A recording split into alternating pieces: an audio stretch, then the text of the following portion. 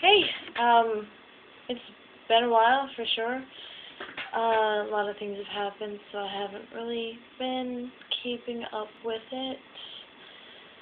So I kind of apologize today. I'm branching off and doing something I kind of wanted to do with it to begin with, which was a thing that kind of got brought up in conversation recently and reminded me of it.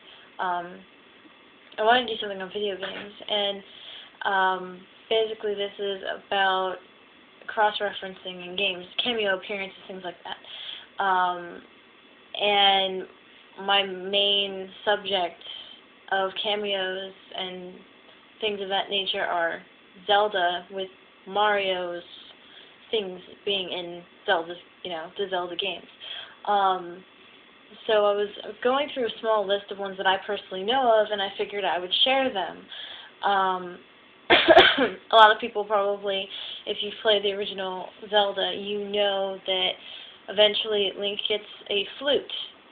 And it's not like what most people are thinking when they think of a Zelda game having an instrument. Most people think of the ocarina nowadays. It's become like a trademark thing, but before the ocarina there was a flute.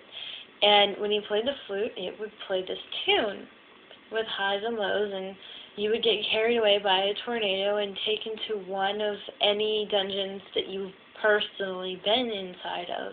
So it was a warp. Then when Super Mario Bros. 3 came out, they used the exact same thing.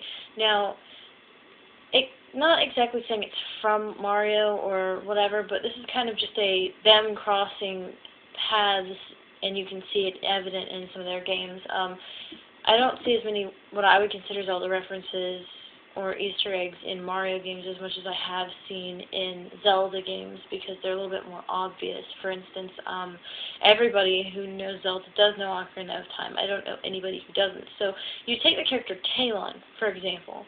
Talon and Ingo, both, actually, if you look at them. One's short, stubby, fat, got a mustache. You could imagine if somebody wore a hat all the time, they'd probably be bald on the top of their head. So he's bald, like Mario would be if he's wearing a hat. And he wears blue overalls and a red shirt. And then Ingo wears green and pink overalls. But the original Luigi used to wear blue and yellow. I mean, his color has just kept changing. So it doesn't really matter. But he has different... It was like right before Luigi came out, Ingo was made for Ocarina of Time, because the reason I'm saying that is a little piece of history. Malon and Talon are inspired from the very first handheld Zelda that came out, which was called Link's Awakening, where you wake up on Colin Island and there's these people, like there's an animal village, but the two first people you meet are Marin and Terran. And later on in Ocarina of Time, you meet Malon and Talon, and essentially their characters are drawn very similarly, and of course their names are pretty much the same. So it's just a given, I guess. But anyway, so there's that. That's like Mario and Luigi right there. Then you've got, let's see, I wrote them down.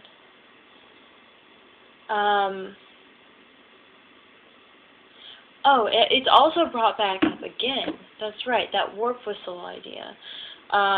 There was a game for the Game Boy Advance called Legend of Zelda Minish Cap, and when playing that game, you get an ocarina, and they just call it the flute, and it does the same thing the flute does in the very original Zelda. It looks like an ocarina, and I thought that was kind of neat. They brought that back, because you don't really see things like that anymore. Well, luckily nowadays you do, because people are realizing older games are awesome.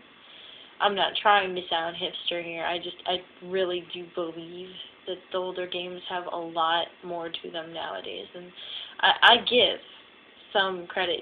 There's a lot of things that make a game a game. When it comes to games that I play, it's usually it's a combination of not focusing on the graphics being the main thing. Like I want my storyline. I want but back to the topic of this. In Link's Awakening, there's also this crane game that you get to play. That's right. There's this crane game, and you're supposed to, that's how one way you can get the magic powder. It's easier. But the reason I bring it up is because there's a Yoshi plushie on the conveyor belt. And if you get it, you can start doing the trading game, which you give the Yoshi doll to a mother who just had a baby, and she's like really thankful. But eventually, throughout more, you get another little Easter egg when you go to the animal village and you give a hibiscus flower to the goat. Her name is Christine, and she gives you a picture to give to this guy. I'm trying to remember his name, but I can't. But he's the guy who's got letters. He's always sending letters and receiving letters or something like that, Mr. Wright, or I don't know. But she gives him a picture of her. It's really not her, it's Princess Peach. This is kind of like another little Easter egg. And then in the very beginning also, there's something that happens where, you first walk outside of the house when you wake up, and you go off to your left, and there is a chain chomp outside. And there's little chain chomp babies here and there. There's one you trade with later. There's a little bow. And but the lady's name's Madam Meow Meow, and she calls this chain chomp Bow Wow. It's just, for the longest time, actually, I'll be honest, I didn't call chain chomps. I always called them Bow Wows. I couldn't help it. It was the way I really knew them, because I didn't... Stop. Kitty. He's being jealous because I'm recording the video. But I'll just go ahead and move on to another one. A lot of people know this one.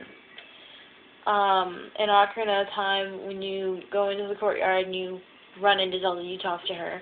If you choose to look around first in one of the windows to what is supposed to be Zelda's bedroom, you can see on the wall that there are Mario posters, which I thought was really neat growing up.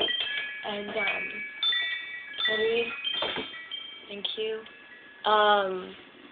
And another thing about Ocarina of Time's Malon, she actually has a brooch on, or some kind of a tie to keep her scarf on, and it is a Bowser face, which I don't know how many people actually notice that. I think most people probably have, but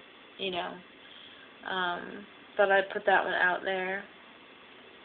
And that's all I've really got. But if you have any additions to this list, or what have you, you're very welcome to comment, video respond, and if you want more things like this, I'm definitely open to suggestions on what to do next. Until then, I don't know if I'll make any videos, but I don't know. Just see y'all later. Bye.